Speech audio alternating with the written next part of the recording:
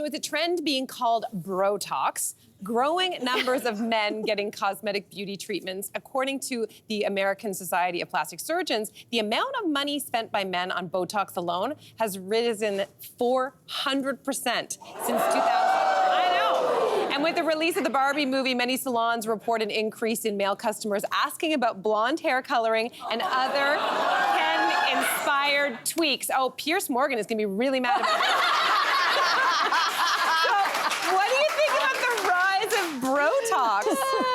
All I can think about when I hear stories about this is, why isn't my husband more open to Botox?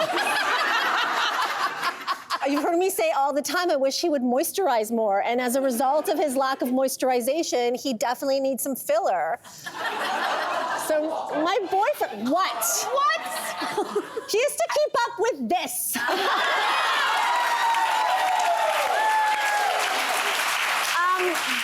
So now it just gave me an idea. I'm like, you know, there are certain things that he can't say no to, because, like, I will lay it on thick, and it's my big birthday coming up. So what if I asked? You're gonna ask it to you. No, but like a his and her Botox. Oh! Yeah, like it would mean so much. It would mean so much to me, Yasik, on my birthday, if we could just go for If you his, could look like, younger. Yes! Right? That's a really interesting strategy. Listen, for the record, I think whatever you want to do and feel you need to do to feel your best, to look your best, I don't care who you are, do it. Do it. I'm so, I've been a fan of the injectables for a while. I'm not ashamed to say it. I don't think anybody should be ashamed to say it. I also think that for men, there is the same pressure as there is on women. I'm kind of happy you're feeling a bit of the heat now. Not gonna lie. In a way, Not gonna lie. they're just as vulnerable as Just we as are to vulnerable. marketing and stuff too. Yeah, but I also think there is, as we talk about on the show all the time, there is such a thing as either too much, not good work, not enough of good friends around you to tell you stop. Right? Like, I think whoever is doing it, you need to be very self-aware. And I think you have to have a good group of people around you, male, female, non-binary, who are gonna say, stop, you guys are that for me. All the time I'm hearing that's enough. It's true. And I appreciate it. I do.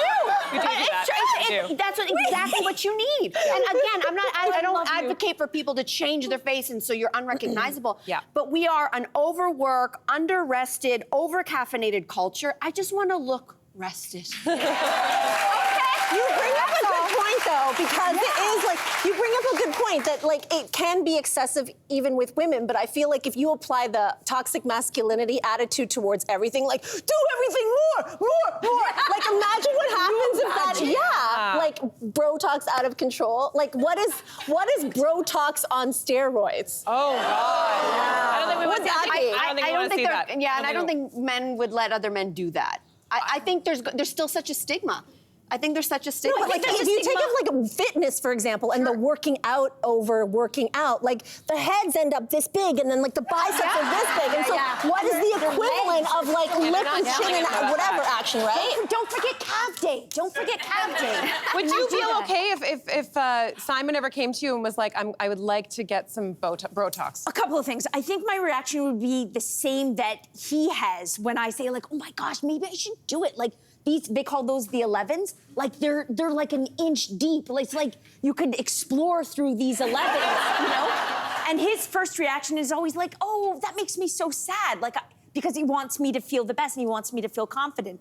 And I think my reaction would be that too. Oh, you don't feel, I think you're so beautiful. You don't feel good enough?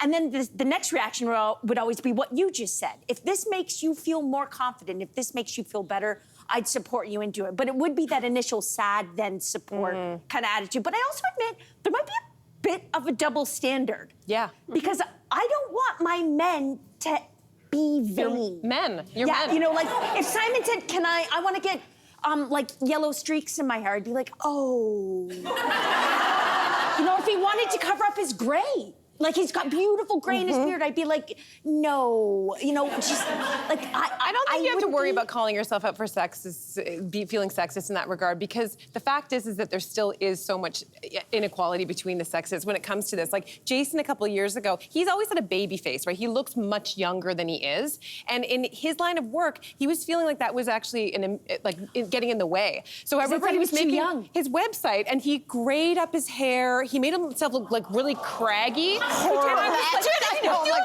like, the two of us just recoiled. We were like, It's true that in what world would we want a woman to look craggier and That's a good older in point. order? That world still exists for men, that actually you get taken more seriously the older you look. So until we figure that out. but also they're not everything's allowed to be point. vain either. They aren't. Yeah, or as much as we are. Yeah, but we're not dealing with an equal playing field yet. We're going to work on it. True. Okay, well, Poke your face, it's fine. Hey there, what did you think? Drop your comments below and join the conversation. And don't forget to like and subscribe so you can find more on everything from food and fashion to pop culture and current events. See you soon.